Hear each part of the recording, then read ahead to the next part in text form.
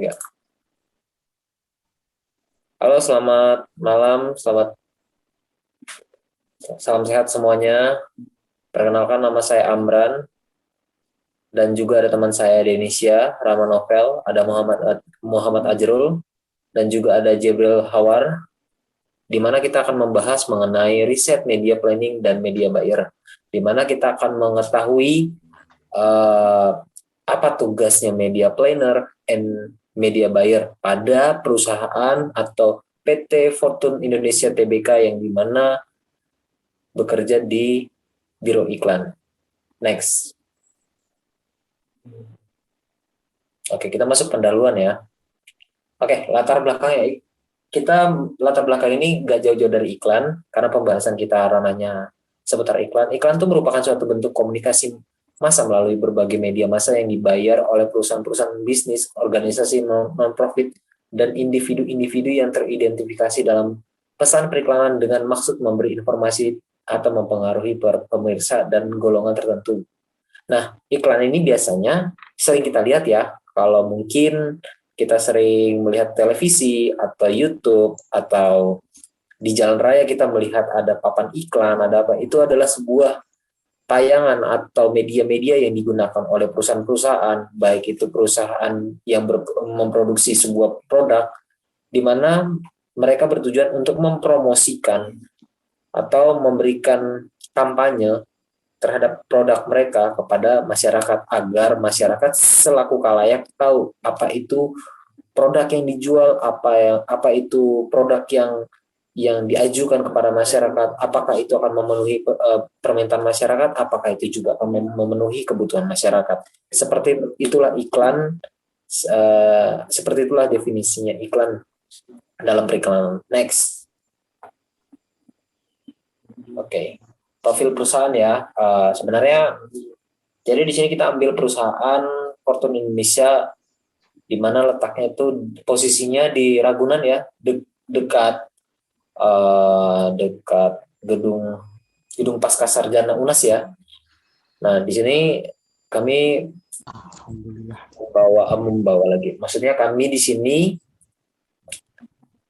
mensurvei, lebih tepatnya mewawancarai seseorang yang ada di dalamnya, baik itu karyawannya, tapi kebetulan kita udah email orangnya dan kita dapat salah satu informan gate-nya, itu namanya Mas Hafiz ya. Dia dari Fortune Indonesia yang menjelaskan apa sih tugas-tugas dari media planner and buyer.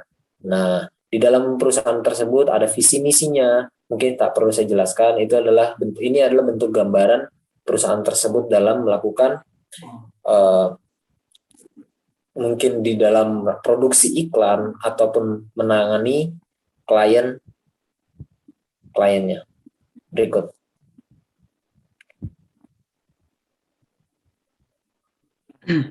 Pembahasan. Di sini saya akan menjelaskan, membacakan yang ada di slide tentang pembahasan ini ya, yang kita mau bahas. Sorry, bentar.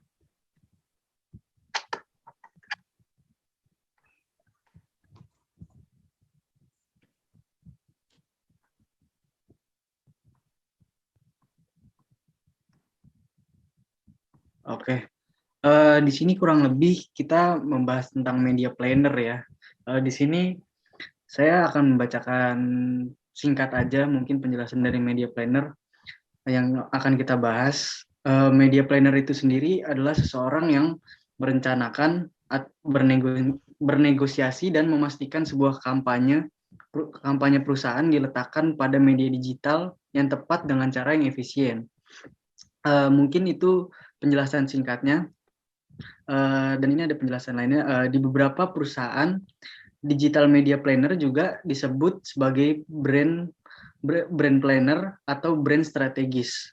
Seperti dikutip dari The Balance Careers, seorang digital media planner bisa bekerja di sebuah perusahaan atau agensi. Jika bekerja di sebuah perusahaan, digital media planner akan fokus pada perencanaan kampanye digital perusahaannya. Sementara itu, jika bekerja di sebuah agensi, Media planner bertanggung jawab pada perencanaan kampanye digital beberapa perusahaan yang menjadi kliennya. Mungkin seperti itu pembahasan yang akan kita bahas di PowerPoint ini. Next. Nah, yang di sini ada perencanaan media yang sebelumnya kami sudah mewawancarai dari pihak Fortune. Mereka menjabarkan media planning ini yang harus diperhatikan ada 4 poin. Yang pertama itu ada media planner ini harus berlandaskan pada data-data yang telah dikumpulkan dan dianalisa terlebih dahulu. Lalu untuk menilai suatu media plan harus ditentukan dulu nih media objeknya. Yang ketiga itu juga harus menganalisa kemungkinan-kemungkinan yang dapat diberikan oleh media yang ada. Lalu yang terakhir, kemudian baru dapat menentukan media yang sesuai dengan kebutuhan.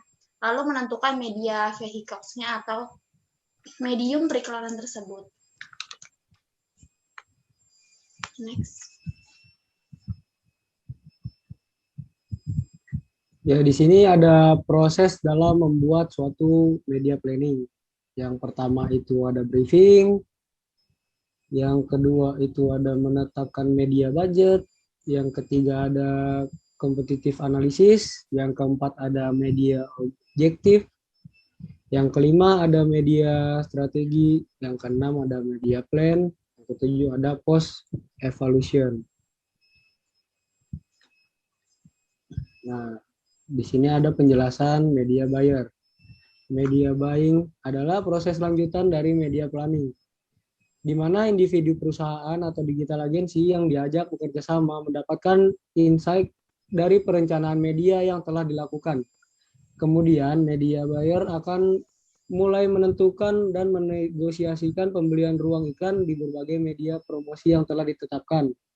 Proses dalam media buying sangat bergantung pada preferensi tujuan yang ingin dicapai, audiens yang dapat target market, ketersediaan anggaran atau dana promosi, atau sebagainya. Pembelian ruang iklan dalam proses media buying bisa dalam berbagai platform digital yang tersedia, seperti website, berbagai situs iklan, atau dalam bentuk sosial media campaign. Selain itu, media buying juga bisa melakukan pemasaran secara konvensional dengan pemasaran iklan pada media cetak, televisi, radio, pembuatan flyer, banner, bahkan billboard. Ya, lanjut.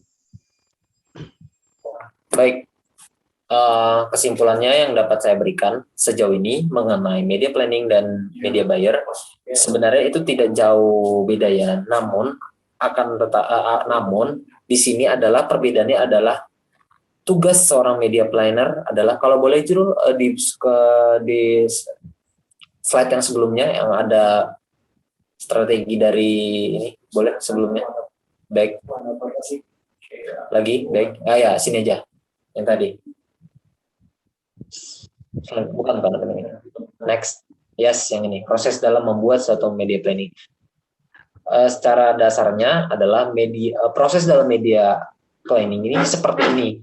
Ada sebuah briefing, atau artinya dia membuat sebuah, apa sih yang diinginkan dalam media tersebut, apa sih yang ingin disampaikan, apa sih yang ingin dituju.